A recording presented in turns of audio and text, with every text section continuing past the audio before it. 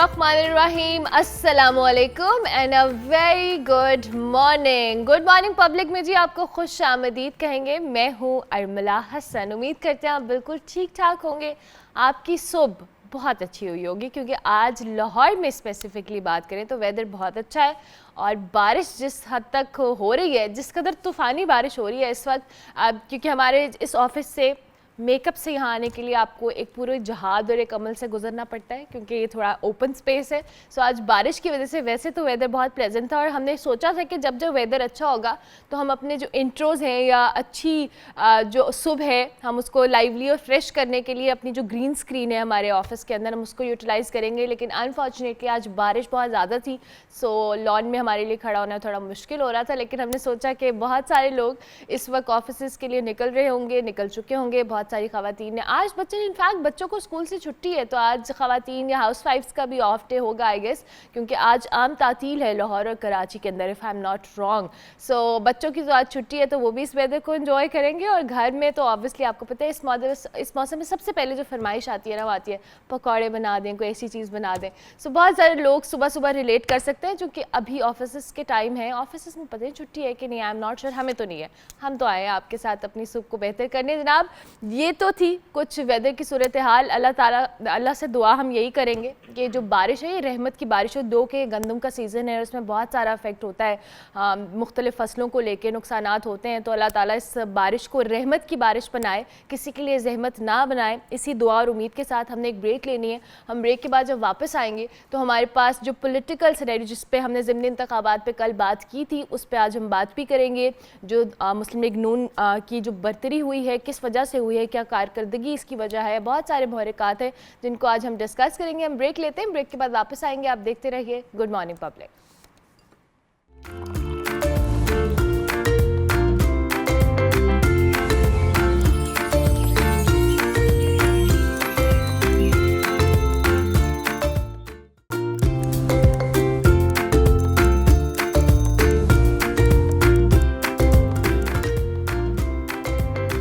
Welcome back to good morning public. Break के बाद वापस आ गए जी। आज किताब का आलमी दिन मनाया जा रहा है। किसी भी दौर की बात की जाए तो किताब की अहमियत से कोई इनकार नहीं कर सकता। हर दौर में जब लोगों पुराने दौर की बात करें इनफैक्ट, तो जब लोगों के पास कोई इंटरटेनमेंट कोई ऐसी चीज़ नहीं होती थी तो किताब एक वाहिद ज़रिया होती थी जिससे आप उसके मुताले से एक अच्छा टाइम स्पेंड होता था। लोगों की जो नॉलेज है उसमें तो जहाँ तक इजाफा होता था। किताब आपको वैसे भी इन जनरल बहुत एक्सपोजर देती है, लेकिन अनफॉर्चुनेटली वक्त गुजरने के साथ साथ चीज़ें जहाँ डिजिटल हुई हैं, डिजिटलाइज हुई हैं, वहीं पे बहुत सारी ऐसी चीज़ें हैं जो किताब की फॉर्म में हमें मिलती थी वो अब सोशल मीडिया या इंटरनेट पे अवेलेबल हैं। लेकिन इनको पढ़ना हो, आपके पास ये जो इल्म के ख़जाने इन तक जो आपकी रसाई है वो तो आसान हो गई है, लेकिन जो किताब से एक दोस्ती वाली थी, जो एक बुक से पढ़ने का एक चार्म हुआ करता था, अनफॉर्चुनेटली अब वो चीज़ें नहीं रही हैं। और पाकिस्तान की भी स्पेसिफिकली बात की है, दीगर ममालिक की बात की, जो किताब दोस्ती है वो काफ़ी हद तक कम हो रही है। इसकी बहुत सारी वजूहात है। बिज़ी लाइफ हो गई है, हम मुख्तलिफ दौड़ के अंदर फंस गए हैं, आपकी बेसिक नेसेसिटीज़ में उलझ कर रह गए। लेकिन किताब से दोस्ती कैसे की जाए, कैसे इसको बेहतर किया जाए, इस पर ही आज हमने बात करनी है। हमारे साथ राना सिकंदर हयात साहब मौजूद हैं, सूबाई वज़ीर तालीम पंजाब है, उनको हम खुश आमदीद कहेंगे। Thank you very much Rana Sikandar साहब, बहुत शुक्रिया कि आपने हमें ज्वाइन किया। आज किताब का आलमी दिन है, मगर पाकिस्तान समेत जहाँ मैं बात करी थी कि लोग किताबों से दूर हो रहे हैं। पाकिस्तान में ओवरऑल जैसे महंगाई की बात करते हैं, बेसिक नेसेसिटीज़ में लोग उलझ कर रह गए हैं, बहुत सारे ऐसे मसाइल हैं जिनका वो शिकार रहते हैं। किताबें ख़रीदना बड़ा मुश्किल हो गया है। हुकूमत इस हवाले से क्या काम कर रही है? बिस्मिल्लाहिर्रहमानिर्रहीम जी, सबसे पहले तो मैं शुक्रिया अदा करना चाहता हूँ अर्मिला हसन का कि उन्होंने मुझे गुड मॉर्निंग पब्लिक पे इनवाइट किया। और बहुत अच्छा सवाल कि किताबें उनकी अफोर्डेबिलिटी उनसे दूरी बड़ा कंसर्न है। बट इसके साथ साथ ही मैं ये कहता चलूँ कि देखें दुनिया ई जर्नल्स की तरफ जा रही है, ऑनलाइन रीडिंग की तरफ जा रही है। तो एक तो उस पॉलिसी को हम इंट्रोड्यूस कराना चाहते हैं ताकि पेपर की बचत हो और हम एक पेपरलेस ग्रीन इकॉनमी की तरफ जाएं। बट साथ ही साथ पब्लिक सेक्टर के स्कूल्स जो हैं उन्हें फिर भी 90% स्कूल्स को किताबें फ्री दी जा रही हैं, बट हमें लाइब्रेरीज़ बनानी होंगी। हमने ओल्ड बुक्स बैंक्स बनाने का सिलसिला इस दफ़ा शुरू किया ताकि वो किताबें आने वाले बच्चों के लिए महफूज हो सकें। तो किताबों से दोस्ती करें और हम इंशाअल्लाह लाइब्रेरीज़ भी बनाएंगे और ओल्ड बुक बैंक्स भी बना रहे हैं ताकि उनकी वाफिर अवेलेबिलिटी हो सके। अच्छा, अगर इस वक्त हम प्राइवेट स्कूल्स की बात करें, निजी तालीमी इदारों की बात करें, तो उनका जो सिलेबस है, जो उनकी बुक्स हैं, वो तो आप अफोर्ड ही नहीं कर सकते, वो बड़ा मुश्किल हो जाता है, वो आपकी पहुंच से बाहर है। इस हवाले से कोई पॉलिसी मेकिंग है इन प्रोसेस? जी, उसमें मेरा एक बड़ा सिंपल पॉइंट ऑफ व्यू है कि क्योंकि हमारे पब्लिक सेक्टर स्कूल्स जो हैं उनकी तालीम की क्वालिटी बहुत नीचे चली गई, तो प्राइवेट स्कूल्स की अनड्यू डिमांड्स, प्राइवेट स्कूल्स का बहुत कंट्रीब्यूशन है बच्चों को पढ़ाने में, बट ये शिकायत मुझे बड़ी नॉर्मल मिलती हैं। तो उनका जब गवर्नमेंट स्कूल्स का स्टैंडर्ड आप रेज़ करेंगे ना, क्योंकि हम तो फ्री तालीम दे रहे हैं, प्राइवेट सेक्टर का एक ही मॉडल है कि फ़ीस लो, बच्चे बढ़ाओ और पैसे कमाओ। तो इसलिए जब हमारा स्टैंडर्ड रेज़ होगा तो ये इश्यूज़ खुद ही एड्रेस होंगे। जब हम एट पार आ जाएंगे तो उस टाइम ये सारी अनड्यू फ़ी डिमांड्स प्राइवेट स्कूल्स की और अनड्यू बुक्स ख़रीदें, ये सारी चीज़ें करें, उनकी अफोर्डेबिलिटी ये सारी बेहतर हो जाएंगी, क्योंकि पब्लिक सेक्टर स्कूल्स में किताबें वैसे ही फ्री हैं।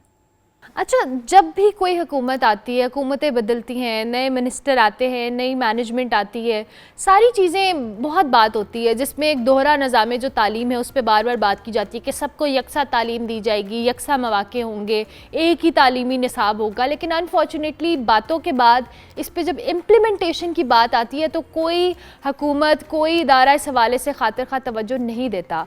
अब क्या आपके प्लान्स में शामिल है ये चीज़? देखिए अमला, इसमें बड़ा इम्पॉर्टेंट ये है कि वैसे तो मुझे आए हुए सिर्फ 30 दिन हुए हैं, और ये क्यों हुआ और कैसे हुआ इस पर, बिकॉज तालीम मेरे दिल के बड़ी करीब है, बट इस पर एक जामे पॉलिसी उन सब स्टेक होल्डर्स को मिलकर बनानी चाहिए, जो इसमें स्पेशलिस्ट हैं, जो सारे कंसर्न्स हैं, और सब मिलके ये सोचें कि पॉलिसीज़ ऐसी ना बनाएं कि अगली गवर्नमेंट आए तो पिछली गवर्नमेंट की पॉलिसी को डिसओन कर दे। तो हम इससे रिलेटेड सब लोगों को इकट्ठा करें, एक जामे पॉलिसी बनाएं और फिर उसे इम्प्लीमेंट करें ऑन अ 10, 15, 20 ईयर प्लान, जिस तरह दुनिया के अंदर होता है, ताकि वो पॉलिसी कंटिन्यूड रहे। और जब कंटिन्यूएशन ऑफ पॉलिसी होगी तो फिर चीज़ें बहुत में भी बात करी थी कि जब हम पहले दौर की बात करते थे तब लोगों को किताबों से लिटरली मोहब्बत हुआ करती थी। अब भी ऐसे लोग हैं, लेकिन मेरे ख्याल से टाइम के साथ साथ उन लोगों की जो तादाद है वो भी ख़त्म हो रही है।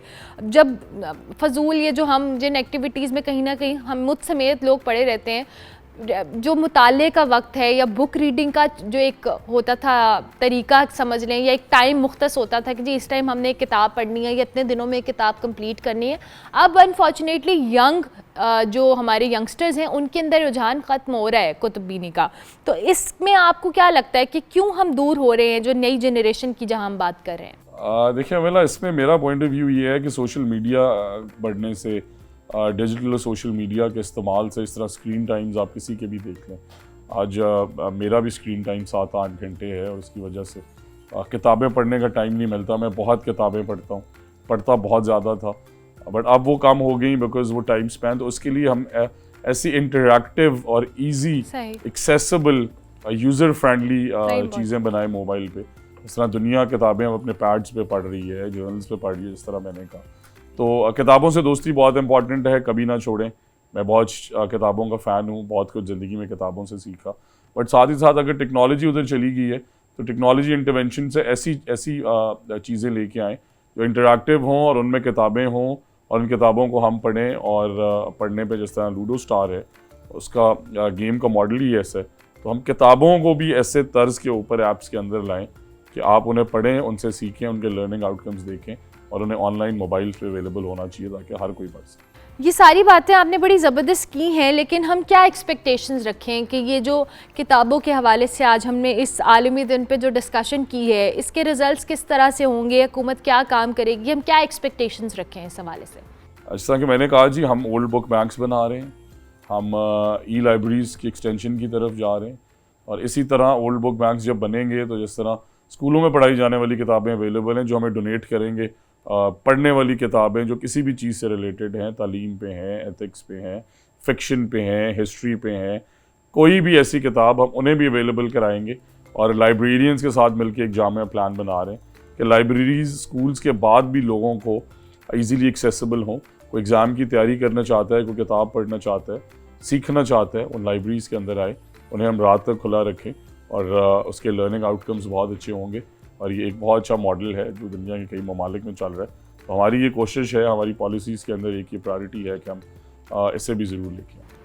चलें, ज़बरदस्त। Thank you very much. Rana Sikandar Hayat साहब हमारे साथ मौजूद थे, सूबाई वज़ीर तालीम पंजाब। उनसे हम बात कर रहे थे किताबों के हवाले से, बड़ी इंटरेस्टिंग बातें भी की। लेकिन जनाब, आज किताब का आलमी दिन है, लेकिन किताबों से जो दोस्ती है, मुझ समेत, मैं अपने आप को भी कह रही हूँ, क्योंकि बुक रीडिंग की जो हैबिट है वो कहीं ना कहीं हम सब में ख़त्म हो रही है। बहुत सारे ऐसे लोग हैं जो अभी भी किताबें पढ़ते हैं। एंड ट्रस्ट मी, जब आप एक बुक पढ़ते हैं तो उससे जो आपको एक्सपोजर मिलता है, आपकी वोकैबुलरी अच्छी होती है, आप बहुत कुछ लर्न भी कर लेते हैं। आई रिमेंबर कि जब भी मैं भी कभी एक आधी किताब पढ़ लिया करती थी तो मुझे बड़ा मज़ा आता था, क्योंकि आपका जब इंटरेस्ट लेवल डेवलप होता है तो आपको बहुत सारी चीज़ें लर्न करने का भी मौका मिलता है। तो रोज़ाना नहीं, कभी कभी कोशिश करें कि जब भी आपके पास फुर्सत हो, इस डिजिटल दौर से थोड़ी ब्रेक लें, अपने मोबाइल फ़ोन से, अपने गैजेट से थोड़ी ब्रेक लें, एक किताब पकड़ें, उसको पढ़ें। आपका इंटरेस्ट अपने आप डेवलप होगा और जब आप उसको पढ़ना शुरू करेंगे तो आप बहुत कुछ सीखेंगे भी। सो किताबों के आलमी दिन के हवाले से हमने आज बात की। हम ब्रेक लेंगे, ब्रेक के बाद वापस आएंगे। आप देखते रहिए गुड मॉर्निंग पब्लिक।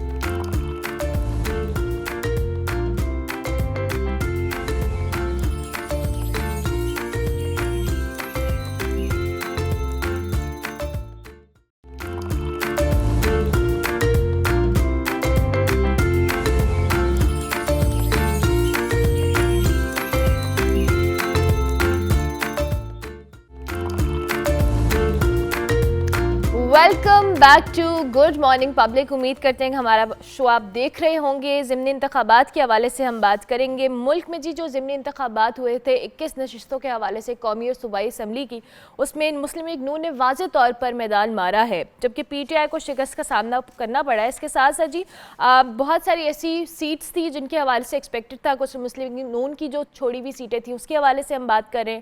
और साथ जो तहरीक इंसाफ है उन्होंने धांधली का इल्ज़ाम भी लगाया था, जबकि इलेक्शन जब जारी थे तब भी बैरिस्टर गौहर साहब की तरफ से इस तरह के जो स्टेटमेंट्स हैं वो आ रही थी। इस सारी मामलात पे जी हम तज्जिया ले लेते हैं। हमारे साथ नज़ीर लगारी साहब मौजूद हैं, सीनियर सहाफ़ी हैं, तज्जियाकार हैं, उनसे हम बात कर लेते हैं। Thank you very much sir, बहुत शुक्रिया कि आपने हमें ज्वाइन किया। सबसे पहले तो ये जो ज़िमनी इंतखाबात के हवाले से हम बात कर रहे हैं, जिसमें मुस्लिम लीग नून की जो वाज़े बरतरी हमें नज़र आई है, क्या कॉमेंट करेंगे आप इससे? पे गुफ्तगू का आगाज़ कीजिएगा। जी बहुत शुक्रिया।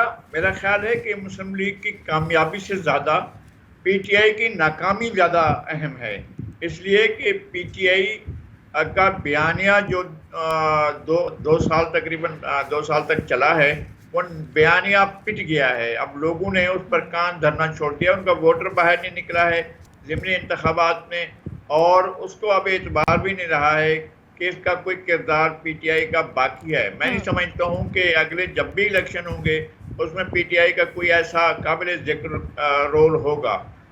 इसको हम नहीं कह सकते हैं कि ये PMLN ने कामयाबी हासिल की है, हम ये कह सकते हैं कि PTI ने नाकामी हासिल की है, क्योंकि PTI की पॉलिसियाँ लोगों के सामने खुल कर आ गई हैं कि वो अदम इस्तेहकाम चाहते हैं, सियासी अदम इस्तेहकाम, मुआशी अदम इस्तेहकाम, पाकिस्तान के मजमूई तौर पर ज़िंदगी के अंदर वो एक ठहराव चाहते हैं। और ये एजेंडा इनका है या किसी और का है, लेकिन इस एजेंडे को ये फॉलो कर रहे हैं। असल मकसद पाकिस्तान के मजमूई मफादात को नुकसान पहुंचाना है, इसलिए ये नाकामी से अच्छा लगारी साहब, जिस तरह से आपने खुद भी कहा, लेकिन इसमें बहुत सारे फैक्टर्स, जब मुस्लिम लीग नून की हम बात करते हैं तो जाहिर है अभी इस वक्त वो हुकूमत में है, और तहरीक इंसाफ हो या दीगर सियासी हल्के वो ये बात करते हैं कि जी जो हुकूमत इक़्तिदार में होती है उसके लिए हालात व वाक़यात भी बड़े साजगार होते हैं, चाहे वो इलेक्शन के हवाले से हम बात करें, चूँकि ये ज़िमनी इंतखाबात में वैसे भी टर्न आउट उस हिसाब से नहीं होता है। आपने तहरीक इंसाफ के हवाले से कहा जी कि वोटर्स ने उनके बयानिए को मुस्तरद कर दिया या बहुत प्रोलॉन्ग हो गया है। सो आपको ये भी लगता है, ये जो तज्जिया मुख्तलिफ चीज़ें हमारे सामने आ रही थी कि जी हुकूमती मशीनरी होती है, आपके लिए सूटेबल हालात हो जाते हैं, इससे आप अग्री करते हैं नहीं कि ये सिर्फ एक परसेप्शन है जो बनाया जा रहा है? नहीं, इस तरह के इंतखाबात होते हैं ना, जब हुकूमत होती है तो PTI की हुकूमत नहीं थी 2021 में, और पंजाब का पूरा इलेक्शन हार गए थे। फिर उन्होंने एक बयानिया बनाया 2022 में, वो इलेक्शन जीत रहे थे। फिर 2023 में बनाया बयानिया, उन्होंने उसको चलाया बयानिया को, उसको बनाकर देने वाले, ये बयानिया बनाकर देने वाले दाएं बाएं उनके जो लोग बैठे हुए थे वो आली दिमाग समझे जाते थे।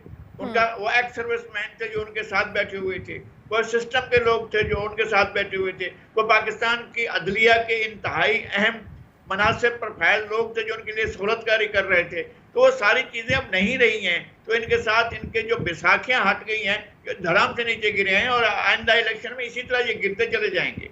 अच्छा लगाई साहब, दूसरी जानिब अब मुस्लिम लीग नून, चूँकि हम पंजाब के अंदर बात करें, जिन सीटों की हमने जिक्र भी किया है, जो बरतरी हमें नज़र आ रही है, पंजाब के अंदर आपको लगता है कि कारकर्दगी भी एक वजह हो सकती है कि लोगों ने मुस्लिम लीग नून के बयानिए को एक्सेप्ट भी किया और कारकर्दगी की बुनियाद पर उनको वोट मिले हैं? कुछ ऐसी कारकर्दगी या कुछ ऐसे फैक्ट्स एंड फिगर आपके सामने हैं कि बड़ी बेहतरीन कारकर्दगी हुई है जब से पंजाब में उनकी हुकूमत आई है? नहीं, मेरे ख्याल में जो मोहतरमा मरियम नवाज की सरगर्मियां हैं वो एक हद तक बहुत मुतहर्रिक वज़ीर आला के तौर पर सामने आई है ना। अब आप सामने रखें ना, उस्मान बुज़दार के 2.5 साल 3 साल उनको सामने रखें, मरियम नवाज के इन 2-3 महीनों को 2 महीनों को सामने रखें तो आपको फर्क नजर आएगा, पता चल जाएगा। वो तो लगता ही नहीं था कि मुल्क के वज़ीर आला उनका पंजाब के वज़ीर आला हैं, वो लगता ही नहीं था। अब ये बिल्कुल मुख्तलिफ किस्म की, और मैं इसको नहीं क्रेडिट देता हूँ कि इसमें मरियम नवाज की कारकर्दगी का कोई बड़ा असर होगा, यकीन उसने भी कंट्रीब्यूट किया होगा, लेकिन असल बात यह है कि लोगों की पीटीआई से मायूसी जो है और उसके बानी से जो मायूसी है उसने ये किरदार अदा किया है और लोगों ने लाताल्लुकी का इजहार किया। लाताल्लुकी ये होती है कि आपका वोटर वहां नहीं आता है पोलिंग स्टेशन पर, उनका वोटर आया ही नहीं पोलिंग स्टेशन पर, उसने छोड़ दिया है। ये होता रहा है, माजी में भी होता रहा है कि जब लोग नाराज होते हैं तो लोग स्लीपिंग सपोर्टर रहते हैं, फिर उसके बाद वो भी छोड़ देते हैं और वो साथ उनकी आखिर में ये होता है कि वो अपना ताल्लुक ख़त्म कर लेते हैं। तो पीटीआई का वोटर बहुत जज्बाती था, बहुत इमोशनल था और उसका जज्बातीपन और उसके अंदर एक गहराई नहीं थी, डेप्थ नहीं थी, वो डेप्थ खत्म हो गई और साथ में उसकी वो जो पूरी की पूरी क्रिज्मा टेक को बनाया हुआ था वो खत्म हो गया, वो हिसार जो है वो खत्म हो रहा है और ये ग्रेजुअली इनहतात की तरफ, ज़िबाल की तरफ जा रही है पार्टी। लेकिन और ये लगारी साहब, इन 21 नशिस्तों के हवाले से या वोटर्स के टर्नआउट से हम ये तायुन तो नहीं कर सकते कि अब पीटीआई वो पॉपुलर जमात नहीं रही, क्योंकि बहरहाल उनका वोट बैंक तो है, पॉपुलर तो वो है, चाहे उनका लीडर अभी नहीं क्यों नहीं निकला, वो वोट बैंक क्यों नहीं निकला? वो यहाँ भी था, एक हल्का था, 20 हल्के थे, जो भी था, लेकिन वो निकले क्यों नहीं? वो वोट बैंक क्यों नहीं आया? क्या मतलब उनका इन हल्कों में जो लोग गैर जज्बाती हो गए, बाकी हल्कों में जो लोग जज्बाती हैं? भाई आइंदा इलेक्शन जब भी होंगे इस तरह के बल्दियाती, इस तरह के जो इलेक्शन होंगे वो खुलकर सामने आ जाएंगे नतायज, क्योंकि लोगों ने बहुत जज्बाती अंदाज में, यूथ ने बहुत सपोर्ट किया था, लेकिन इनके अपने रवैये ने इनको इस नतीजे तक पहुंचाया है। इनका अपना तर्ज अमल ऐसा है, फिर पार्टी के अंदर उखाड़ पछाड़ चल रही है, पार्टी टूट फूट का शिकार है, लोग एक दूसरे पर झपट रहे हैं, कोई पार्टी पर कब्जा इस तरह से करना चाहता है, कोई उस तरफ से करना चाहता है और चौक कनेक्शन का कुछ इशू है। लगारी साहब के मुताबिक जी पीटीआई के जो वोटर्स हैं उन्होंने इस बयानिए को मुस्तरद कर दिया है और जो ज़िमनी इंतखाबात में पीटीआई के वोटर्स का ना निकलना है वो बहुत बड़ी वजह है, क्योंकि हालात व वाक़यात उस तरह से नहीं है। जबकि मेरे सवाल के एक हिस्से में मैंने ये भी बात की कि जो मौजूदा हुकूमत है या हुकूमती मशीनरी है, ऑब्वियसली बहुत सारे हलकों में ये बात होती है कि जो इक़्तिदार में होते हैं उनके लिए चीज़ें या हालात व वाक़यात साजगार होते हैं, लेकिन लगारी साहब के मुताबिक आइंदा जब भी इस तरह के इंतखाबात होंगे तो जो भी मामलात होंगे वो खुलकर सामने आ जाएंगे। इसमें मुस्लिम लीग नून की कारकर्दगी के हवाले से भी उन्होंने कहा कि जी मरियम नवाज साहिबा जो वज़ीर आला पंजाब हैं उनकी कारकर्दगी वो बहुत मुतहर्रिक एक वज़ीर आला हैं और उनके मुताबिक लगारी साहब के मुताबिक कि मरियम नवाज़ की जो कारकर्दगी वो बेहतर तौर पर आइंदा इलेक्शंस में उनके जो वोटर्स हैं उसको इंगेज करने में बहुत बेहतर किरदार जो कह लें इसमें प्ले कर सकती है। ब्रेक लेंगे, ब्रेक के बाद वापस आएंगे, आप देखते रहिए गुड मॉर्निंग पब्लिक।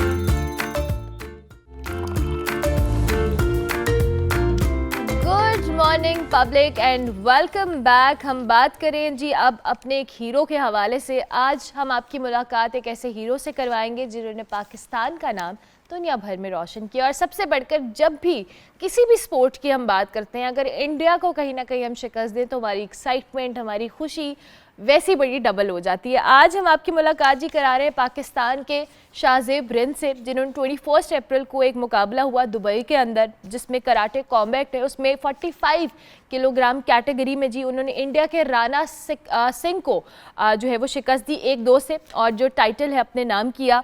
रिंग में तो जो फाइट हुई लेकिन उससे पहले प्रेस कॉन्फ्रेंस में भी एक फ़ाइट हो गई और उस फाइट पे सोशल मीडिया पे बड़ी उसकी धूम मची कि क्या उसमें क्या ऐसा हुआ कि शाहजेब ने जो इंडिया के प्लेयर हैं उनको मुक्का ही मार दिया, उनको थप्पड़ ही मार दिया, क्यों मारा, इस हवाले से भी बात करेंगे। और साथ साथ हम उनकी सलमान खान के साथ भी गुफ्तगू की एक वीडियो बड़ी वायरल हो रही थी उस पर भी बात करेंगे। हमारे साथ शाहजेब रिंद मौजूद हैं।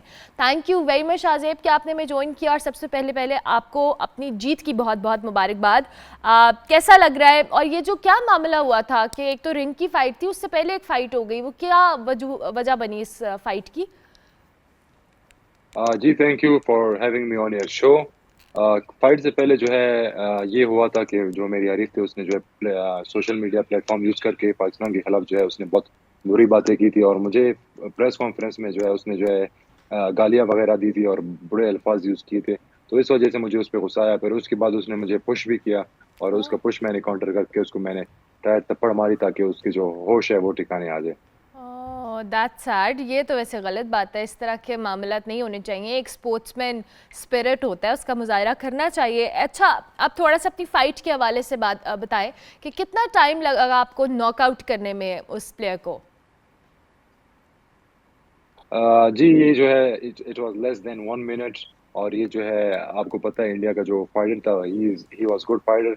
इंडिया का जो है वो सुपरस्टार था। इंडिया में जो वर्ल्ड में जो बड़े लीग हैं सब में वो खेल चुका है, जैसे कि यूएफसी हुआ, वन चैंपियनशिप हुआ, road to UFC, one championship और बेलेटर, इन सब में वो खेल चुका है और इंडिया का जो है टॉप फाइटर था। तो अल्हम्दुलिल्लाह मेरे लिए मतलब एक सख्त था कि मैं उसको हराना और लेकिन अल्हम्दुलिल्लाह मैंने जो है मेहनत की थी, मेहनत में मुझे उसका फल मिल गया और मैंने जो है उसको लेस देन 1 मिनट में जो है नॉकआउट कर दिया। Less than 1 minute, amazing, thank you.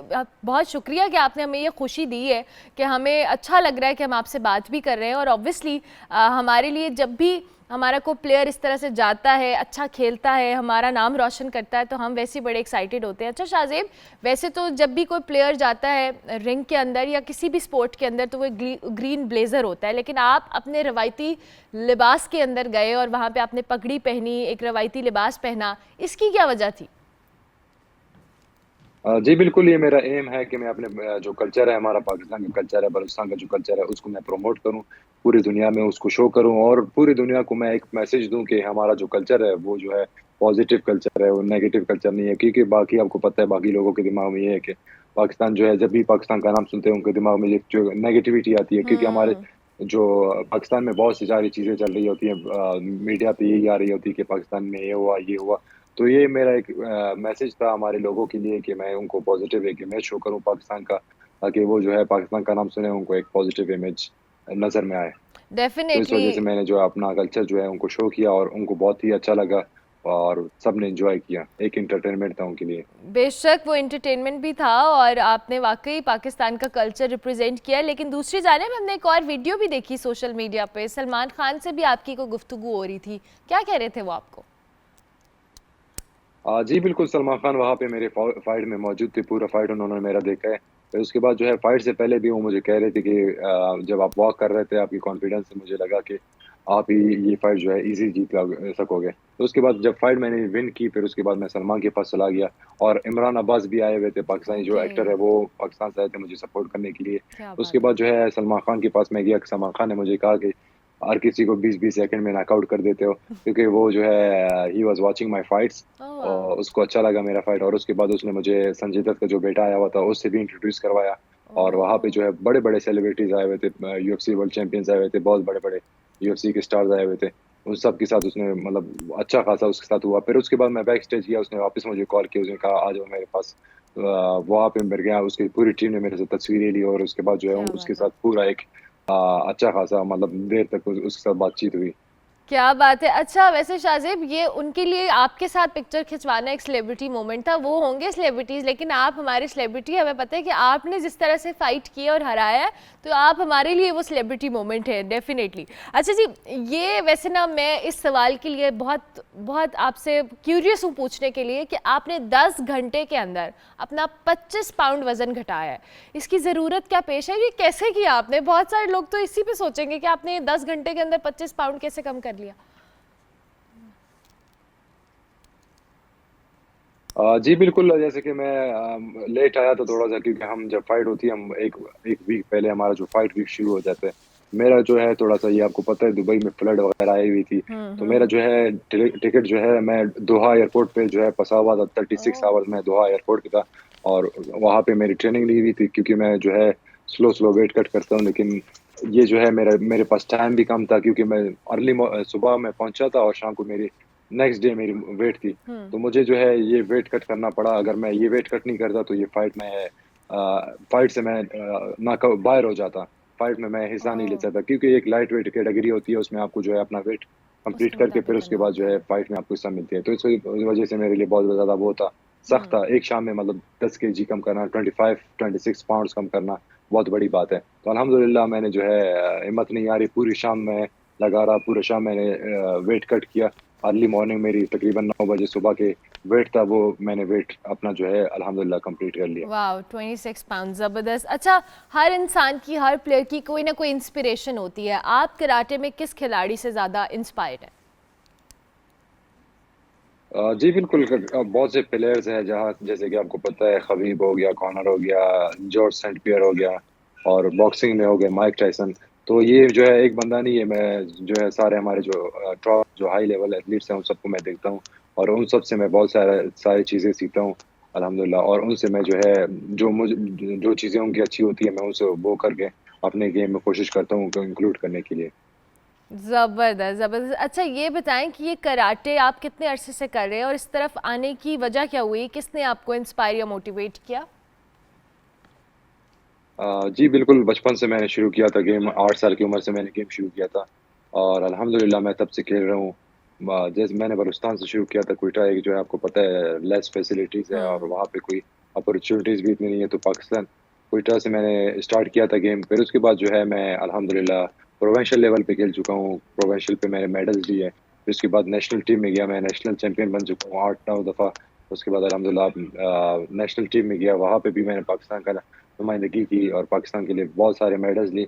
उसके बाद मुझे मौका मिला प्रोफेशनल फाइट्स खेलने का, तो अल्हम्दुलिल्लाह मैंने ये अपॉर्चुनिटी अवेल की, और अभी अल्हम्दुलिल्लाह मैं इस लीग में खेल रहा हूँ। ज़बरदस्त ज़बरदस्त। बहुत सारे यंगस्टर्स इस वक्त आपको शाज़ेब देख रहे होंगे, जो आपसे इंस्पायर्ड भी होंगे, जिनके लिए आप रोल मॉडल भी होंगे।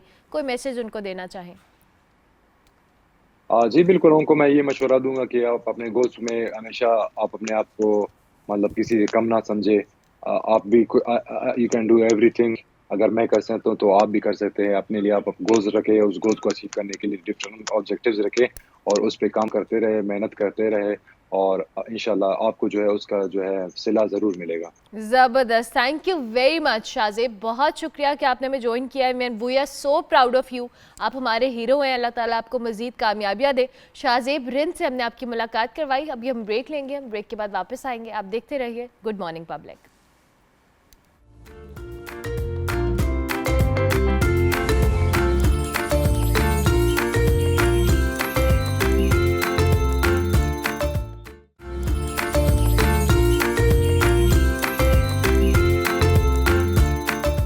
Welcome back to good morning public. Break के बाद वापस आ गए हैं जी। अब हम बात करेंगे कुछ सोशल मीडिया के हवाले से। आपको पता है इंटरनेट और सोशल मीडिया के इस्तेमाल में आजकल सबसे ज़्यादा जो दौड़ लगी होती है वो फॉलोअर्स की होती है, लाइक्स की होती है, कमेंट्स की होती है, व्यूज़ की होती है कि किसी ने कोई कंटेंट अपलोड किया और सबसे पहले हम ये देख रहे होते हैं कि इसके फॉलोअर्स कितने हैं, लाइक्स कितने आए हैं।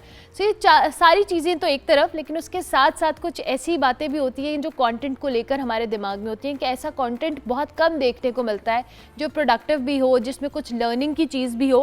लेकिन आज हमारे साथ एक 8 साल की बच्ची मौजूद हैं जिन्होंने अपने सोशल मीडिया, अपने यूट्यूब चैनल के ऊपर कमाल कर दिया जी। उन्होंने फरवरी के अंदर अपना एक यूट्यूब चैनल स्टार्ट किया और अब तक उनके मिलियंस में फॉलोअर्स हो चुके हैं और उनका जो कंटेंट है वो बड़ा ज़बरदस्त है। वो इंग्लिश जो लर्निंग बेस्ड वीडियोस हैं वो लगाती हैं और उसमें इंग्लिश के वर्ड्स हैं या दीगर चीज़ें हैं उनको बेहतर तौर पर सिखाने की कोशिश करती हैं।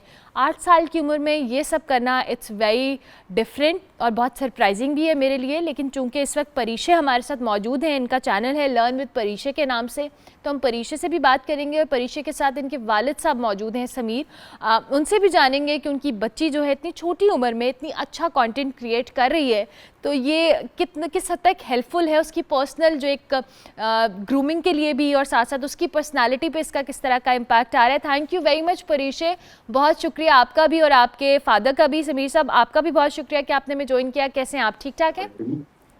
अल्लाह का शुक्र है, खैरियत से हैं, सब बेहतरीन है। अच्छा, सबसे पहले तो परीशे आप बताएं कि आपने 8 साल की उम्र में यूट्यूब चैनल ही बना लिया और इतने सारे फॉलोअर्स ले लिए, कैसे? मेरी मम्मा मेरी मदद करती हैं इसलिए। अब जरा समीर साहब आप बताएंगे, जो परीशे को यूट्यूब चैनल इसने स्टार्ट किया है और उसके साथ साथ ये जो एक चैनल पे कंटेंट वाइज ये बहुत अच्छा और प्रोडक्टिव एक चीज़ है, थोड़ा सा बताएं कब स्टार्ट किया, कैसे आइडिया आया और उसको एग्जीक्यूट कैसे किया गया? प्रीशा वैसे यूजली तो अपने लिए वीडियोस खुद बनाती रहती थी, जो कि बेसिकली मोस्टली वीडियोस होती थी गेमिंग से रिलेटेड होती थी। लेकिन उसके बाद इसकी मदर को डेफिनेटली एक आइडिया आया और उसके बाद उन्होंने प्रीशा को डेली बेसिस पे उसको सिखाना शुरू किया। पहले उसको सिखाती थी चीजें काफी ज्यादा और उसके बाद प्रीशा ने उसके ऊपर वीडियोस बनाई हैं। अच्छा, और ये वीडियो किस तरह का कंटेंट होता है इंग्लिश को लेकर, क्योंकि अभी ये खुद बहुत छोटी है और इसका भी एक लर्निंग प्रोसेस तो ज़ाहिर चल रहा होगा। बिल्कुल, definitely the channel name is learn with परी, मतलब परी के साथ ही आपको सीखना है, परी भी साथ साथ सीख रही है। और इसके अंदर ये है कि अभी जो मेन फोकस है हमारे एरियाज में या इवन के यूएस में भी लोग रहते हैं, उनको इंग्लिश लैंग्वेज का मतलब उस तरीके से ग्रिप नहीं है। जैसे कि बेसिक स्लैंग्स होती हैं, जैसे कि हम उर्दू में यूज करते हैं, अपने पाकिस्तान में कुछ कॉमन वर्ड्स होते हैं, उसी तरीके से हम इंग्लिश स्लैंग्स को कवर कर रहे हैं, जो कि यूके बेस्ड भी होती हैं, यूएस बेस्ड भी होती हैं, ऑस्ट्रेलियन है, डिफरेंट कंट्रीज के जो मतलब नेटिव लैंग्वेज जिसको हम बोलते हैं कि नेटिव लैंग्वेज, जो कि समटाइम्स हमें समझ नहीं आती है वो क्या लैंग्वेज बोल रहे हैं, जो कि बहुत डिफरेंट होती है हमारी जुबान से, या जो इंग्लिश हम किताबों में पढ़ते हैं उससे बिल्कुल डिफरेंट होती है, लेकिन लोकली वो यूज होती है। बिल्कुल बिल्कुल। अच्छा परीशा, आप मुझे ये बताएं कि जब आपने चैनल स्टार्ट किया था, वीडियोस बनाना शुरू की थी, तो आपको पता था कि आपके इतने सारे फॉलोअर्स आ जाएंगे एकदम से? नहीं, मुझे नहीं पता था। और जब आना बहुत सरप्राइज थी। और जब आना शुरू हुए इतने सारे फॉलोअर्स, तो कैसा लगा, फिर खुशी हुई? जी बहुत ज्यादा खुशी हुई। अच्छा, पॉकेट मनी बढ़ गई थी? पॉकेट मनी जो थी वो बढ़ गई थी? जी अरे वाह, नहीं मिलती। अच्छा, वेरी नाइस वेरी नाइस। अच्छा, पॉकेट मनी नहीं मिलती। अच्छा, यूजुअली बच्चे जब आते हैं, पेरेंट्स बड़े रिलक्टेंट होते हैं जब बच्चे ज़्यादा सोशल मीडिया या डिजिटल पे एक्टिव हो जाएं, तो पेरेंट्स के बड़े कंसर्न्स होते हैं कि जी पढ़ाई इफेक्ट हो रही है, बच्चा टाइम नहीं दे रहा, स्क्रीन टाइम बढ़ गया है। इन सारी चीज़ों को मैनेज आप लोग किस तरह से करते हैं परीक्षा को लेके? डेफिनेटली कंसर्न्स तो है हमारे फ्यूचर को लेके, और जहाँ हम रहते हैं उस हवाले से भी लेके चीज़ों को कि फ्यूचर में किस तरह का, लेकिन अभी तक मेरे ख्याल से जो कंटेंट चल रहा है और उसका एज फैक्टर है, इसलिए आई think it's a positive content and इससे सोसाइटी में भी चेंज आ रहा है और लोगों को बहुत कुछ नया सीखने को मिल रहा है, तो I think it's good to go now. अच्छा, मुझे ये बताएं कि जाहिर है बहुत अर्ली एज के अंदर बच्चों का एक्सपोजर बढ़ रहा है, चाहे हम फाइनेंसेस के हवाले से कहें, एक्सपोजर के हवाले से कहें, सो ये पेरेंट्स को आप जो इस वक्त देख भी रहे हैं, उनके लिए क्या मैसेज है इस चीज़ के अंदर, चूँकि आप खुद परीक्षा को मॉनिटर भी कर रहे हैं, इसको सुपरवाइज भी कर रहे हैं कि किस तरह से कंटेंट बना रही है, फिर फाइनेंसेस को लेके भी कि बच्चे इतनी अर्ली एज में अर्न करना शुरू हो गए हैं, सो पेरेंट्स को किन बातों का ख्याल रखना चाहिए? एज अ पेरेंट आप कोई सजेशन देना चाहे? हमारी ऐसी कोई एक्सपेक्टेशंस नहीं थी इसके चैनल को लेके कि ये इतना जल्दी ग्रो करेगा। वी हैड नो आइडिया, एकदम से चीजें, इसकी वीडियोस वायरल गई हैं, like videos millions of views आना शुरू हो गए। एक वीडियो इसकी 80-90 मिलियन व्यूज के करीब गई है, और मतलब हमारी इस तरह की कोई प्लानिंग नहीं थी, कोई एक्सपेक्टेशंस नहीं थी, nothing. We were just doing for प्रीशे के इसकी एक्टिविटी स्क्रीन टाइम गेम से थोड़ा सा कम हो के ये वीडियोस की तरफ आए और एजुकेशनल कंटेंट, और क्योंकि यूजुअली कंटेंट बहुत तरह का बन रहा है और एक पॉजिटिव कंटेंट ले आके सोसाइटी में एक चेंज ला सके, तो उसकी तरफ इसका फोकस करवाया था। आई थिंक अभी तक तो बहुत अच्छा जा रहा है, अभी तक कोई प्लान नहीं है, अभी आगे देखते हैं क्या होता है। अच्छा, परीक्षा को आइडिया है कि परीक्षा आप आहिस्ता आहिस्ता माशाल्लाह आप इंडिपेंडेंट हो गई हैं, आप पैसे कमाना शुरू हो गई हैं, आप पॉकेट मनी पहले मिलती थी, आप क्या सोचा है अपनी जो पॉकेट मनी उससे क्या किया करना है आपने, ये बताओ। मैंने उससे बताया क्या लेना है। क्या लेना है? क्या लेना है? न्यूटेला लेना है। न्यूटेला लेना है? उससे तो आप न्यूटेला बहुत सारा ले सकती हो। आपको पता है, मैं आपको सीक्रेट बता रही हूँ, मैं सीक्रेट बता रही हूँ, आपको पापा ने नहीं बताया। आप बहुत सारे न्यूटेला खरीद सकती हो, आप फैक्ट्री भी लगा सकती हो न्यूटेला की। She is excited I guess. मैंने ना थोड़ा ये आपके लिए मुश्किल कर दिया। वो मेरे ख्याल से चैनल के लिए एक्साइटेड नहीं है जितना वो अपने न्यूटेला के लिए एक्साइटेड हो गई है। एग्जैक्टली आप उसका नाम भी रख देना, न्यूटेला से न्यूटेला, परिशे की न्यूटेला रख देना उसका नाम, ठीक है? ये आप नाम रख देना उस न्यूटेला जाकर। ज़बरदस्त हो गया। इन द एंड समीर साहब, कुछ भी आप पेरेंट्स को कहना चाहें बच्चों को लेके जो इस तरह के इनपुट देते हैं, जिनको कंटेंट क्रिएशन करनी है, वो अपने बच्चों को किस तरह से हेल्प कर सकते हैं ग्रो करने में? Definitely they have to start. आप मतलब प्लान्स ना करें, आप स्टार्ट ले लें। तो मेरे ख्याल से अगर आप करना चाहते हैं आप स्टार्ट लें। और डेफिनेटली मैंने पहले भी बोले कि आपको मॉनिटर करना पड़ेगा कि आपके बच्चे क्या कर रहे हैं और किस तरफ जा रहे हैं, ताकि आप उसको मॉनिटर करें और एक सोसाइटी में पॉजिटिव चेंज लेके आ सकें। That's a good thing. जबरदस्त। परीक्षा, आप भी कुछ बोलने जाते जाते, इतने सारे फॉलोअर्स हैं, मैंने तो सोचा था हमें बोलने का मौका ही नहीं मिलेगा, आप तो चुप ही हो गई हैं। अब आप जरा जल्दी से बच्चों के लिए कोई अच्छा सा मैसेज दें, बहुत सारे बच्चे आपको देख रहे हैं। जैसे क्या सर? जैसे कि बताओ कि आप वीडियोस बनाती हो, आप और बच्चे कैसे वीडियोस बनाएं, उनको हेल्प करो बनाने में। कि आप लोग भी लर्निंग वाली भी बनाया करें। ओके। लर्निंग वाली भी बनाया करें। अच्छा, मैंने भी अगर कुछ बनाना हो तो मैं कैसी वीडियोस बनाऊं YouTube के ऊपर, मुझे भी सजेशन दो। आप तो अभी भी वीडियोस बनाती हैं। आप तो अभी भी तो वीडियोस बनाती हैं। हाँ, मैं तो टीवी पे आती हूँ ना, मुझे YouTube पे बनाना है। अब बताओ मैं YouTube पे क्या करूँ? ये वीडियोस YouTube पे ही देते हैं। अरे वाह, Smart answer. जबरदस्त। Thank you very much Sameer साहब, बहुत शुक्रिया। आपका भी परिचय, आपका भी बहुत बहुत शुक्रिया। Wish you very best of luck. अच्छा कंटेंट बनाएं ताकि बच्चे आपको फॉलो भी करें। और ये बड़ी अच्छी चीज़ है क्योंकि डिजिटल मीडिया या सोशल मीडिया के ऊपर हम इस तरह के कंटेंट को बहुत मिस करते हैं, जहाँ पे कुछ लर्न किया जा सके, कुछ ऐसे वर्ड्स को लेकर बहुत सारी ऐसी लर्निंग बेस्ड वीडियोज़ होनी चाहिए डिजिटल के ऊपर प्रोवाइडेड, जहाँ से हम सीख सकें, बच्चे सीख सकें। That's very important. हमने भी ब्रेक लेनी है, ब्रेक के बाद वापस आएंगे। आप देखते रहिए गुड मॉर्निंग पब्लिक।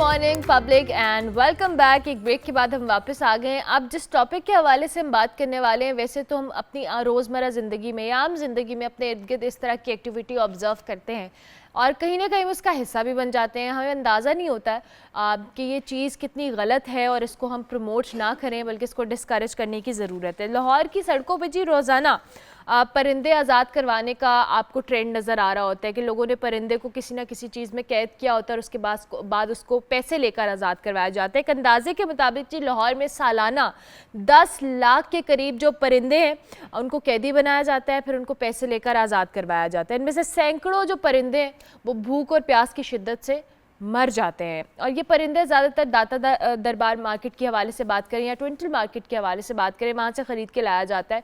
वैसे तो ये अमल वैसे ही गैर कानूनी भी है, गैर शरई भी है, लेकिन स्टिल हम इसको इनकरेज भी करते हैं और हमें लगता है कि इन परिंदों को अगर हम आज़ाद कराएंगे तो हमारे बहुत सारे मसले हल हो जाएंगे या हमारी बहुत सारे मसाइल जो हैं हल हो जाएंगे। वाइल्ड लाइफ पंजाब की जानिब से इक़दाम तो किए जाते हैं, कोशिश भी की जाती है, लेकिन अब तक इस पर कोई प्रॉपर स्ट्रैटेजी या कोई ऐसी चीज़ नहीं बनाई जा सकी कि इस कारोबार को बंद किया जाए और ये जो परिंदे हैं जिनको एक्सप्लॉइट किया जाता है कहीं ना कहीं इन लोगों की जानिब से, उसको ख़त्म किया जाए। हमारे साथ युसरा कुरैशी मौजूद हैं, ये एनिमल्स को रेस्क्यू करती हैं, अपना एक शेल्टर भी चलाती हैं टार्जन के नाम से। इनसे हम बात करेंगे कि क्या वजह है कि इस पर अभी तक उस तरह से इम्प्लीमेंट नहीं हो चुका, जो परिंदे उनको कैद करके या पैसे लेकर आज़ाद करवाया जाता है, इसका ट्रेंड अब तक क्यों है और इसको डिस्करेज कैसे किया जाना चाहिए। Thank you very much Yusra. अस्सलाम वालेकुम, कैसी हैं आप?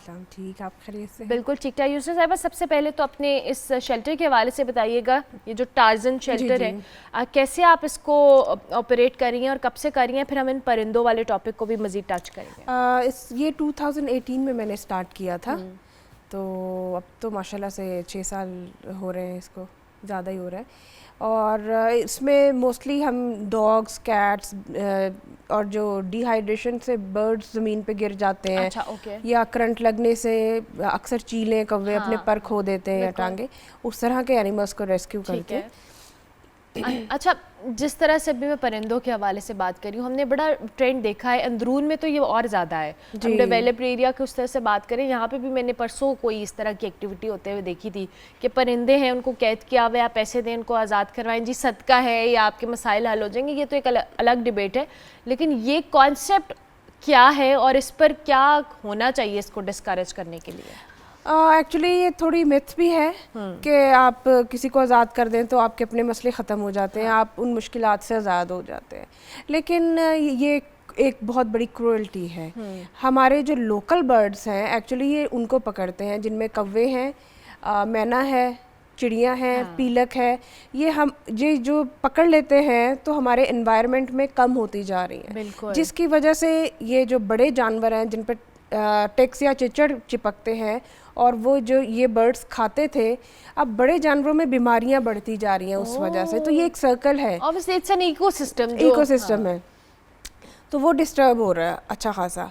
लेकिन खैर जब ये पकड़ लेते हैं तो उन पे इस तरह से बेचारे परिंदों पे मसाइल का अंबार होता है कि उनको खाना पीना भी नहीं ठीक मिलता। जाहिर है, और जब कैद हुए में जी, तो जो छोटी एज में आते हैं उनकी चोंच तक काट दी जाती है ताकि वो ज़्यादा खाएं ना, अगर देर तक भी रहना है तो। अच्छा। मैंने ऐसे बर्ड्स भी रेस्क्यू किए हैं जिनकी चोंचें नहीं होती बिल्कुल भी, और बिल्कुल डिसेबल हो जाते हैं, छोटी सी जगह पे रहने की वजह से उनके मसल्स में पैरालिसिस स्टार्ट हो जाता है। तो एक ऐसा वाक़या भी हुआ कि मैं कहीं जा रही थी और मैंने देखा कि ढेर छोटे छोटे परिंदे जो किसी ने पूरी आज़ाद करवाई थी इनसे, वो वहीं सड़क पे पड़े हुए थे।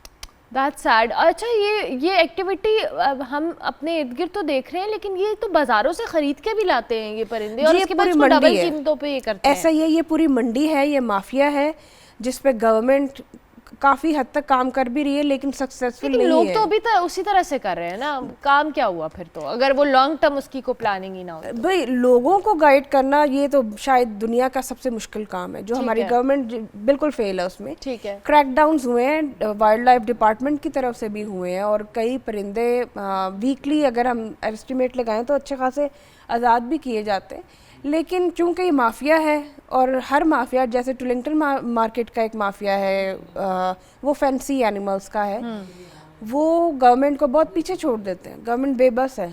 अब क्यों है? क्योंकि हमारे यहाँ डिपार्टमेंट अपना काम पूरा करता ही नहीं है, कोई भी डिपार्टमेंट हो, या आप कह लें कि उनके पास एनिमल पुलिस होने के बावजूद वो अथॉरिटी नहीं है, वो वैल्यू नहीं है एक डिपार्टमेंट की जिसको कोई समझ सके। अच्छा, आप जैसी ऑर्गेनाइजेशन, जैसे आप अपना एक शेल्टर चला रही हैं, इस तरह के बहुत सारे ऐसे मैं लोगों को जानती हूँ जो अपने ओन पर ये जो कैट्स हैं या डॉग्स हैं या मुख्तलिफ परिंदे जानवरों की बात करें, उनको रेस्क्यू करते हैं, शेल्टर होम्स बनाए हुए हैं।